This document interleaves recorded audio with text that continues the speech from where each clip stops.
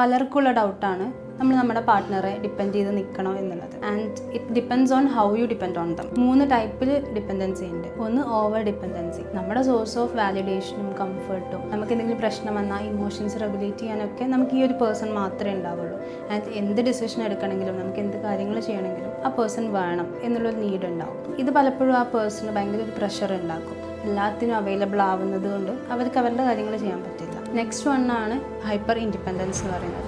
അവിടെ ഞാൻ എന്ത് ചെയ്താലും നീ ബോദർ ചെയ്യേണ്ട കാര്യമില്ല, നീ എന്തെങ്കിലും ചെയ്യേ, എന്നതിൽ ഇൻവോൾവ് ചെയ്യിക്കേണ്ട എന്നുള്ളൊരു ആറ്റിറ്റ്യൂഡായിരിക്കും പലപ്പോഴും.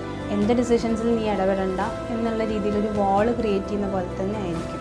അത് ആ മറ്റേ പാർട്ട്ണർക്ക് ഭയങ്കരമായിട്ടുള്ളൊരു പ്രഷറും അൺവാണ്ടഡ് അൺലവ്ഡ് ഫീലിങ്ങും ഉണ്ടാക്കും. ആൻഡ് അത് ആ റിലേഷൻഷിപ്പിൽ ഭയങ്കര ഡിസ്റ്റൻസ് ഉണ്ടാക്കാനുള്ള കാരണമാവും. Third one, interdependence. കുറച്ചുകൂടെ ഫ്ലൂയിഡ് ഫ്ലെക്സിബിൾ ഫോർമാറ്റിലാണ് ഇത് വരുന്നത്. ആൻഡ് അത് തന്നെയാണ് അതിൻ്റെ ബ്യൂട്ടി എന്ന് പറയുന്നത്.